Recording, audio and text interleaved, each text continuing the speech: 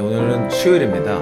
수요일은요, 한 주의 딱 중간이죠. 그리고 이제부터 뭔가 한 주가 꺾이는 날이에요. 그래서 이제 주말에 대한 소망이 있는, 물론 이제 몰입하지 못하는 사람의 특징은 출근하자마자 점심시간을 기다리고 점심 먹자마자 퇴근을 기다리는 사람, 그리고 월요일이 오자마자 주말을 기다리는 사람이 참 몰입하지 못하는 사람의 특징이더라고요.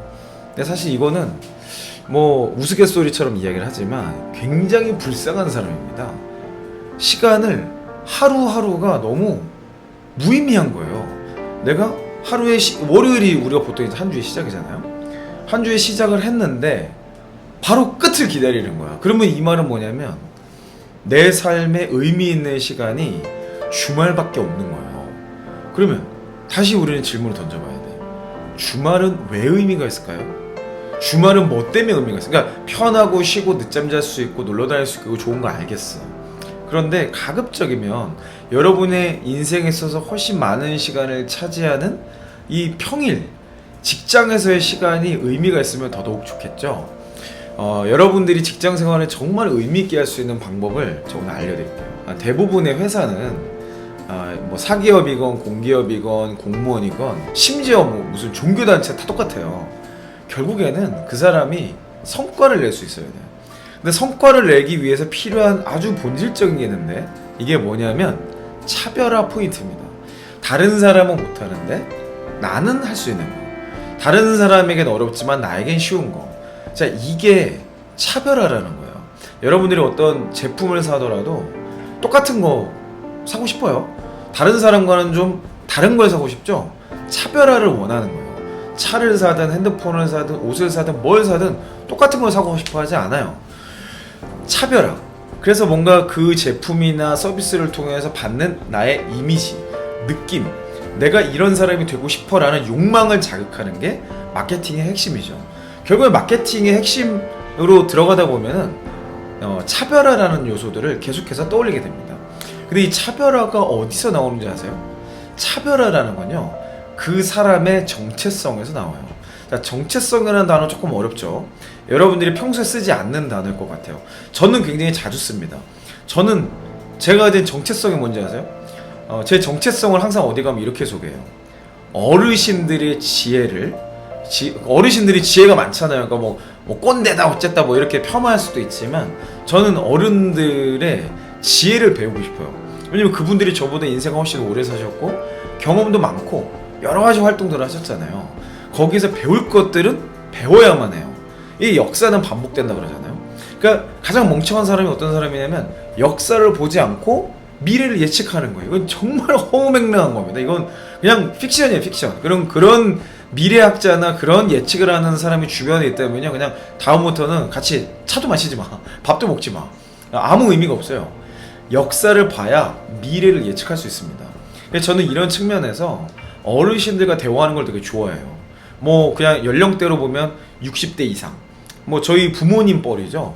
그 어떤 사람들은 막 어르신들하고 얘기하면 대화가 안 된다고 그러고 뭐 배울 게 없다고 그러고 그러지만 저는 어르신들에게 아주 특별한 지혜들을 많이 공급받습니다. 그 지혜를 어떻게 요즘 언어로, 젊은 청년들의 언어로 바꿔낼까, 이거를 통역하고 번역하는 게 저의 정체성이에요. 그러다 보니까 어때요? 유튜브에 차별화 포인트가 생기죠. 매일 아침마다 지금 이런 이야기들 하는 게요, 다 제가 무슨 막 연구하고 뭐 물론 이런 것도 있지만 많은 경우에 그 지혜를 그냥 배운 거예요. 그 지혜를 그냥 여러분이 출근하는 길에 또는 퇴근길에, 요즘 퇴근길에 보시는 분들 많이 있더라고요.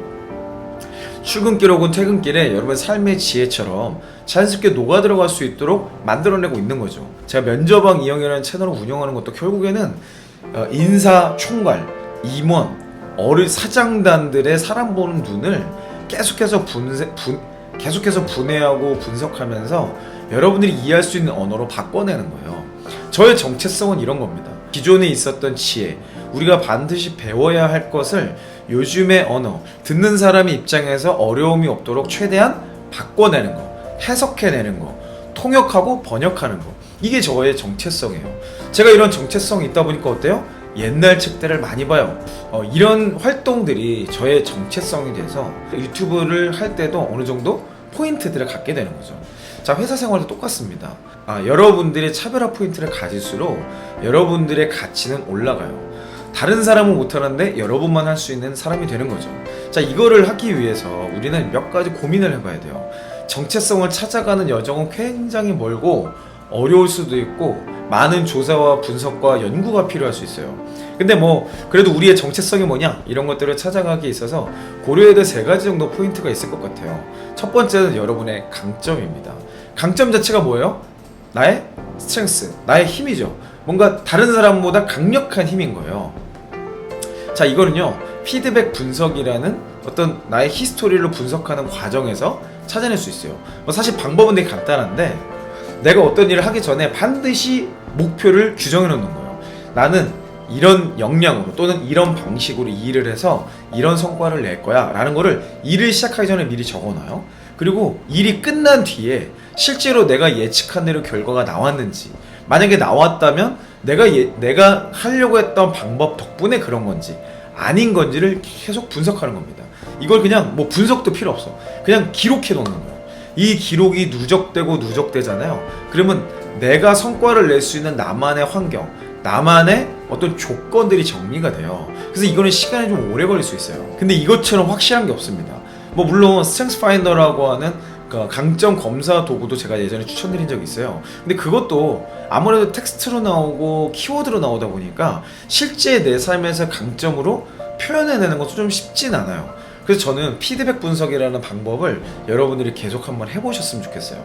앞으로 저희 커뮤니티에서 이 강점을 발견하는 여정, 이거 기록을 누적하고 해석하는 방법들을 함께 연구해 보도록 할 거예요. 자, 어찌됐건 나의 정체성을 찾아가는 첫 번째 단계는요, 강점을 발견하는 겁니다. 강점은요, 발견하는 것이기도 하고 해석하는 것이기도 해요. 나에 대해서 많이 알아갈수록 나를 정확히 알게 되는 거죠. 자, 두 번째 단계는 뭐냐면 강점을 발견한 사람들이 갖게 되는 기회입니다. 조직 내에서 어떤 역할을 맡게 돼요. 자, 이게 어떤 회사에서는 직책으로 표현하기도 하고요. 어떤 회사에서는 직급으로 표현하기도 해요. 어떤 회사에서는 포지션으로 표현하기도 합니다. 어떻게 표현하건 간에 회사에서 나만이 할 수 있는 역할이라는 게 있는 거예요. 이 역할이 뭐냐가 굉장히 중요한 거죠. 이 역할이 사실상 여러분의 차별화 포인트를 결정하게 될 거예요. 자, 역할이라는 건 뭐예요? 이 사람이 빠져버리면 심각한 문제가 생기는 거예요. 그러니까 자, 지금 여러분들이 내 역할이 뭐냐는 여러분 잘 생각해 보시면 이런 거예요. 내가 지금 우리 조직에서 없어지면 우리 조직이 어떻게 되냐? 아무 문제 없으면 여러분들은 역할이 없는 거예요. 근데 내가 빠지는 순간 어마어마한 문제가 생길 것 같아. 자, 그러면 어떤 거죠? 여러분들은 아주 중요한 역할을 하는 거예요. 물론 여러분이 시스템적으로 일을 못해서 여러분들이 뭔가 프로세스를 해결할 수 있는 거를 몸빵하고 있어서, 그러니까 조금 안 좋게 얘기하면 그냥 몸으로 때우고 있는 생각을 하지 않고 몸으로만 때우고 일을 하고 있다면 여러분들이 빠지면 큰일 난다고 생각할지도 모르겠어요. 그런데 내가 몸빵을 하고 있는지 아닌 건지는요, 프로세스를 개선했을 때 내가 필요하냐 아니냐 여기까지 고민해보면 거의 답이 나옵니다. 자, 여러분의 역할은 뭔가요? 여러분의 조직에서 여러분만이 할 수 있는 일은 뭐고 여러분이 기여하고 있는 포인트는 무엇인가요? 오늘 그걸 한번 고민해보시고 앞으로 이런 역할을 맡아야겠다, 나는 이런 역할을 하는 사람으로 성장하고 싶다, 이런 것들을 오늘 한번 적어보셨으면 좋겠어요. 자, 정체성의 3번째 단계는요, 바로 가능성입니다. 내가 이런 강점이 있고 이런 역할을 지금까지 해왔는데 이런 것들이 내 경험이 아주 이게 잘 뭉쳐져서 퍼즐링이 잘 되면 향후에 이런 가능성을 가질 수 있을 것이다. 나의 가능성을 계속해서 어필하는 게 나의 차별화예요. 이 3가지 요소가 여러분들을 여러분들에게 만들고 거기에 집중하는 과정에서 여러분만의 색깔과 여러분만의 역량과 여러분만의 성과가 나오게 될 거예요. 가능성이 왜 차별하냐? 내가 지향하는 바이기 때문에 그래요. 내가 지향하는 바가 저기기 때문에 계속 절로 갈 수 있는 방법을 생각하고 고민하고 연구하고 사람들과 네트워킹하게 되거든요.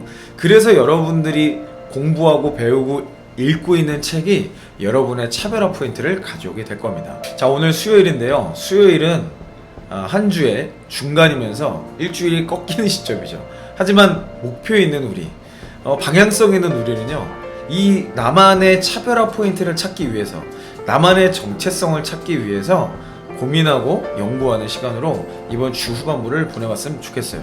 또 이번 주말에 어떤 책을 읽어볼까? 어떤 사람을 만나서 인사이트를 얻어볼까? 나만의 정체성을 확립한 사람들을 어떻게 더 알 수 있을까? 이런 고민들을 하시는 오늘 하루가 됐으면 좋겠습니다. 네, 매일 아침마다 여러분 만나니까 너무 좋네요. 내일 아침에도 또 여러분들이 출근길에 고민하시면 좋을 만한 소재를 가지고 여러분과 함께 하도록 하겠습니다. 매일 아침 6시에 업로드 해놓으니까요. 구독과 좋아요, 알람 설정을 꼭 해놓으시기 바랍니다. 여러분의 직장 생활이 즐거워지고 그동안 보지 못했던 내 삶의 새로운 발견들을 하시게 될 거예요. 그러면 저는 내일 아침 6시에 뵙도록 하겠습니다. 이상 이영이었습니다.